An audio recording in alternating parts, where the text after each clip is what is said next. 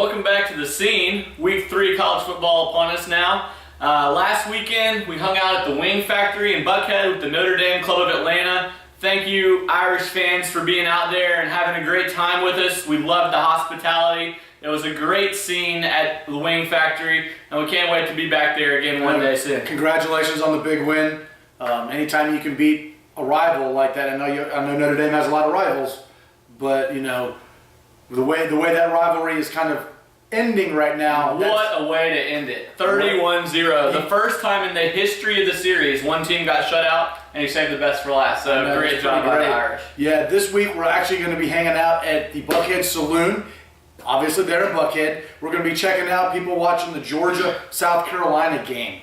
The thing about Georgia is, I'm not sure they have an official bar in Atlanta. I think every bar is a Georgia bar in Atlanta. Yeah. So you're going to find Georgia Bulldogs everywhere. I believe the game's in Columbia, so I know a lot of South Carolina fans that live in Atlanta are going to be making that trek up there to see that game.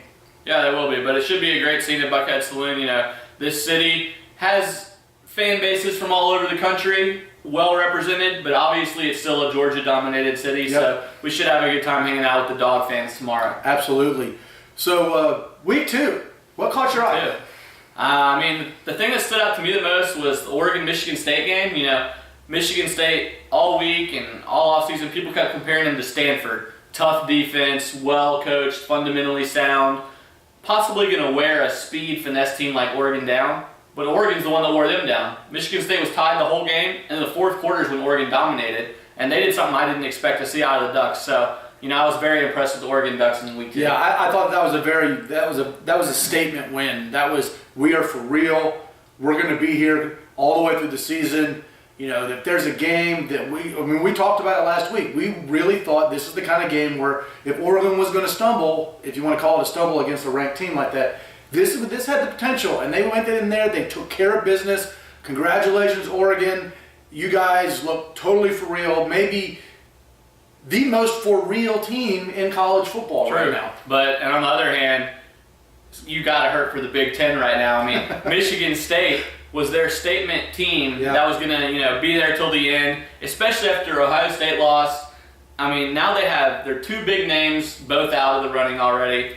Michigan got killed by Notre Dame.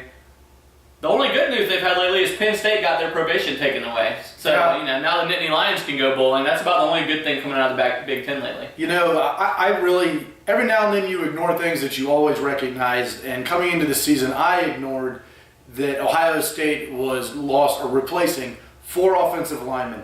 When their quarterback went down, their ability to score points went way down with it. And I'm telling you, a Bud Foster defense was exactly the kind of defense that was going to give them trouble. And congratulations, Virginia Tech, on a huge win on the road. It was on the road. Yeah, huge win for the Hokies. I mean, that was a program, but probably one of the most consistent programs in America from the mid-'90s till just a few years ago. Mm-hmm. But really fell off the last couple of years. People started thinking Frank Beamer might be done. Is it the end of an era there at Virginia Tech?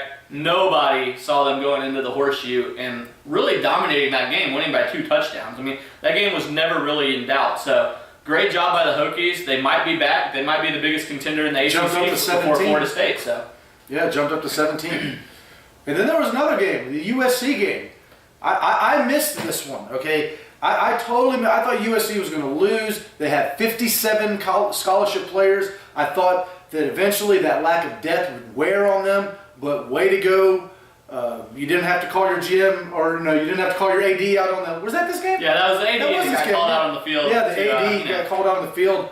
But that was just a great win for that program. They're proud. They're good for college football. They're one of those colleges that they're just good, look good in the rankings. And they had a great statement win in my opinion. Great win. Steve Sarkisian, first season down there at USC, playing with limited scholarships, goes into Stanford, beats a team that most people thought would be right there with Oregon 1-2 in the Pac-12 title race. So, great win on the road by USC. Yet another team, is USC back? USC, Virginia Tech, 2 teams that have kind of fallen off the last couple of years, might be ready to bounce back big this year. Okay. Well, here we are in week 3. Obviously, we got the big Georgia-South Carolina matchup. And everybody thinks Georgia is going to kill South Carolina. The point spread is only 3.5, so obviously Las Vegas doesn't think it's going to be a blowout. But if you listen to everybody, they talk about how awesome Georgia looked against Clemson, how terrible South Carolina looked against Texas A&M. I think it's going to be a close game. What do you think? I don't think that many teams with the talent that South Carolina has and the experienced coaching of Steve Spurrier are going to put out two flat performances like that back to back. I'm not saying South Carolina is going to win, but what does Georgia do well? They run the ball. What does South Carolina not do well on defense? Protect against the pass. So let's see here. If they're good against the run, they got a shot. I don't have a whole lot of faith in Georgia's DBs, so Spurrier can throw the ball around. We'll see what happens. Yeah, it should be a great game for the SEC East. And speaking of the SEC East, one thing, South Carolina has got to win this game. True. If they have to. I mean, this is week 2 of your season over if they don't win this game. And I've been through that before as a Florida State fan. In the rest of the season, you're playing for nothing, and it is hard to get up. Especially, like, as good as Spurrier has done at South Carolina, he still hasn't won an SEC championship there. This was a year a lot of pundits predicted could be South Carolina's year, even though they lost several players. I wasn't quite sure why they were coming up with that story, but a lot of people picked South Carolina to win the East and possibly the SEC. Mm-hmm. They lose this game against Georgia, their season's almost shot already. Yeah, it's over. And they have nothing else to play for. So then the season go completely in the tank. Does Spurrier retire? Is it the end of an era? Georgia would have to lose 3 SEC games. Yeah, I don't see that happening with their schedule. No, so huge game for the Gamecocks. Hopefully you fans out there in Columbia will be ready for the game tomorrow and see if you can pull off the big upset. Yep. Another SEC game that I'm keeping my eye on is Kentucky versus Florida. This is a game that Florida has got to come out and dominate and win. There's a lot of rumblings, there's a lot of noise about, is this Muschamp's last season? Well, or is this his last season? Is he on the hot seat? Well, if you lose to Kentucky... Yeah, I don't think a Florida coach has lost to Kentucky since the 80s. I think it's been 27 straight wins for Florida over Kentucky, so you're right. Absolutely a game Florida cannot lose. Even though Kentucky has recruited well the last season and a half maybe, the talent level is still miles apart. Florida has to win this game. They played great in their first game last week. Granted, it was against a nobody. Alabama next? They do have Alabama coming up. Tough one. In Tuscaloosa. Yep. So they don't have an easy schedule. So they do not. This is a game that Florida can't blow, or it could be another losing season down there. And then they're not making up that rain out game, so that's one fewer games to which was a gimme win. So that was just a total, Because now they have one less win to count towards being bowl eligible. Did you ever think we would say Florida has one less win to be bowl eligible? I mean, I would think like one less win to be the national champion 10 years ago. Now it's like they're just fighting for bowl eligibility. They've been my bitter rival for years. It's kind of hard for me to believe that that 4-8 happened. I make fun of the Gators a lot because I'm a Florida State guy, but I love the rivalry. I have so many good friends that are UF alum. I mean, that game has given me more enjoyment than any other game in my life. That game always falls around my birthday. I love it. I love my Gator friends. I love the rivalry. I wouldn't trade it for anything. Well, speaking of the Gators being 4-8, another SEC East team that's been down a little bit lately, the Tennessee Volunteers. One interesting tidbit about the Volunteers, they went 5-7 last year. Tennessee is one of only 2 teams in the entire country that has never lost 8 games in a season in their entire history of the program. You know who the other team is? Yeah, who? The Ohio State Buckeyes. Ohio State and Tennessee are the 2 teams that have never lost 8 games in any season in college football history, which is incredible. But Tennessee's been struggling lately. Looked good in their first 2 games, but both were at home. Utah State, Arkansas State. Now they're going on the road to Norman to play the mighty Sooners. Now I've as a Florida State guy, and I'm sorry to keep bringing up Florida State, but that's my past. We went into Norman not too long ago with a team that was pretty young, had a lot of talent. And, we went in not cocky, but maybe a little overconfident. And we walked out of there with our tail between our legs. Norman is not an easy place to get a win.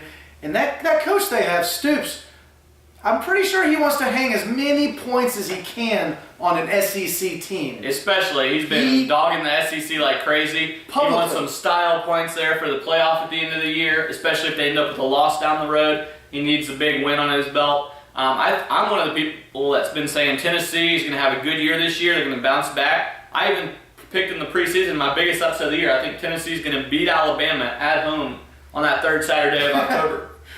But they will not beat Oklahoma in Norman. I don't think Saturday. that's very hard. Big win for the Sooners.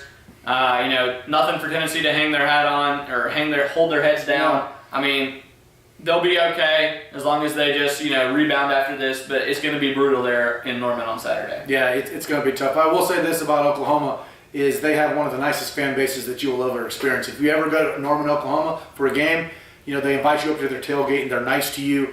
And they're just a great, super nice fan base. You won't find a nicer fan base in all of college football. And so if you ever get a chance to go to Norman, please, you'll have a blast. It's a great place. And before we sign off for this week, just wanted to mention, we went to the Notre Dame bar this last weekend, had a great time there.